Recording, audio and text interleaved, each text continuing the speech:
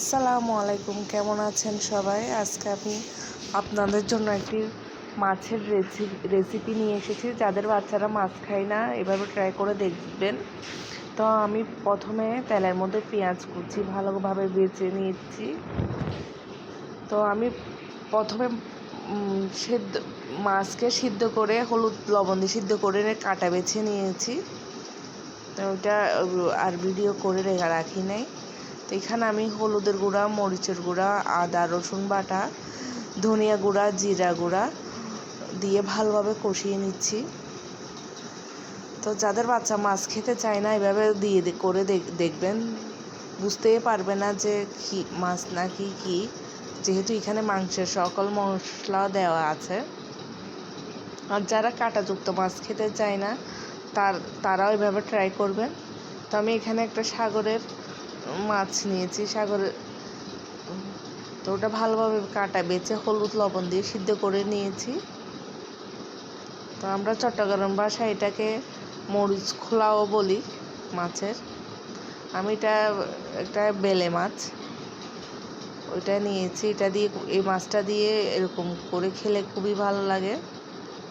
তো ওগুলো ভালোভাবে কষিয়ে টমেটো বেশি করে কাঁচামরিচ, ধনেপাতা দিয়ে নামিয়ে নিচ্ছি। খেতে খুবই দারুণ হয়েছে, আপনারাও এভাবে করে দেখবেন।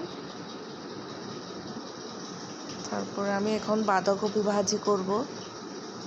শীতের প্রতিদিনের খাবার বাঁধাকপি ভাজি, রুটি দিয়ে পরোটা দিয়ে খেতে ভালো লাগে। এটা খুবই সাধারণভাবে রান্না করি, সিম্পলভাবে, এত কোনো মশলা দিই না, হালকা হলুদ আর লবণ দিয়ে রান্না করি, অন্য কোনো মশলা দিই না। আমি প্রথমে খুবই সামান্য একটু হলুদ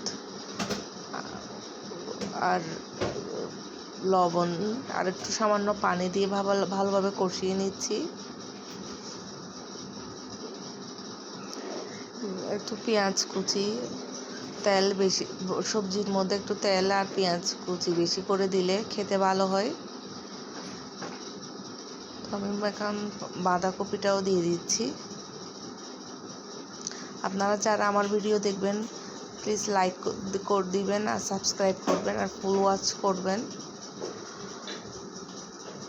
লাইক দিলে তো আমার পেজের জন্য ভালো, আপনাদের তো কোনো সমস্যা হয় না লাইক দিলে। আপনারা লাইক কেন দেন না বুঝি না। প্লিজ লাইক দিবেন, সাবস্ক্রাইবও করে দিবেন।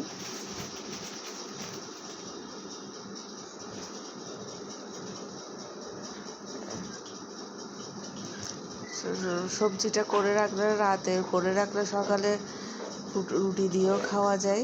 তো আমি টমেটোও দিয়ে দিচ্ছি, বেগুন, বিভিন্ন রকম সবজি দিলেও খাওয়া যায়। তো আমি টমেটো নামানোর 80% হয়ে গেলে বাঁধাকপি আমি টমেটোটা দিয়ে দিচ্ছি। এখন এগুলো একটু দমে রাখবো, তারপর নামিয়ে ফেলবো।